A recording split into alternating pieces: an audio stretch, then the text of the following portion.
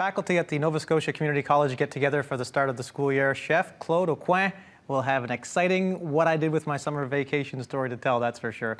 Chef Aucoin spent nearly 4 weeks in Vietnam sharing his skills with students at a culinary school in Hanoi.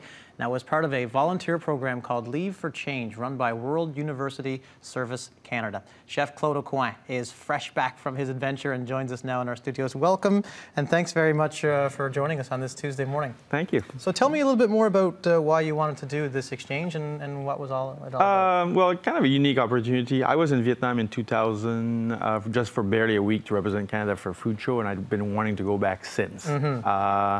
So once the opportunity through school became available, through Uniterra, WUSC, then I jumped at the chance to go back, you know, and the school, interesting project because the school takes in a lot of orphans and street kids. I know.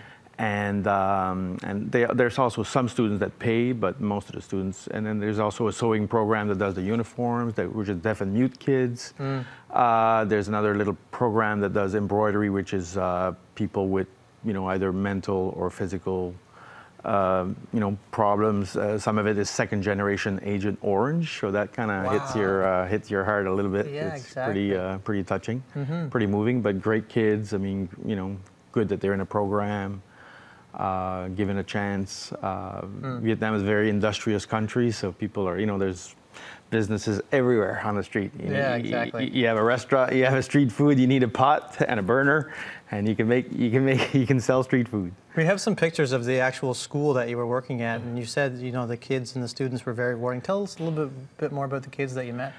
The kids, most of them, you know, most of them didn't speak any French or English, so French became very important because some of the teachers had worked in France a little bit, so I was able to use my French more than I thought I would.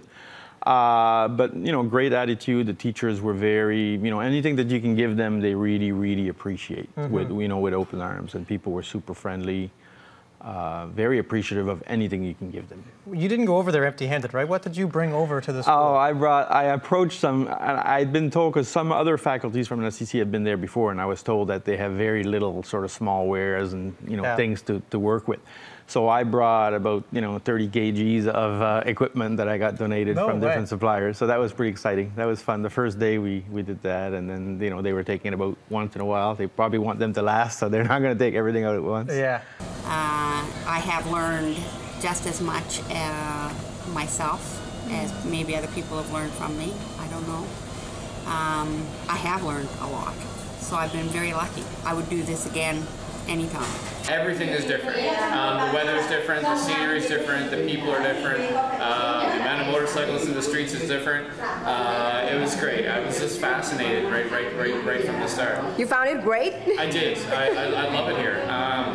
When I first was on my way here, and just the way the time constraints were, I thought, oh, 3 weeks. By 3 weeks, I'll have completed my mandate and I'll be just, you know, ready to come home. But it's not true. I was very wrong. I want to stay here. The teachers are there. The other volunteers are there. The students are there.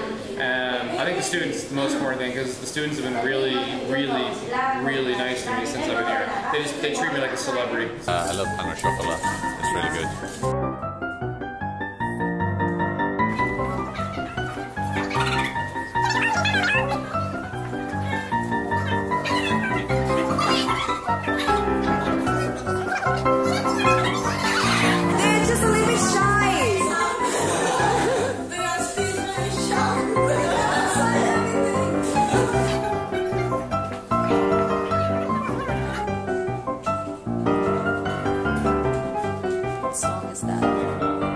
The office in the Hoa Sua school it's small. The office is crowded. It has about 8 or 9 ladies in it. I was the only man working in that office, and they rearranged it so that I could have a desk. The desk was much smaller than I'm used to, and so was the chair. I had to remove the keyboard stand because my knees were pushing it upwards, and I still felt like I was pretty cramped into the space, but I'm used to it because I'm an auditor and they always get bad desks. Unfortunately, I managed to break the desk before I left because I really was too big for it. If people offer things, offer you food or offer you an experience, always say yes, never say no. Say thank you. And yeah, the staff here is wonderful at Hoa Sua. They can support you to help every time you need. I've been struggling a little bit with the language, but yes, the help was wonderful and very. I met many very kind people here at Hoa Sua.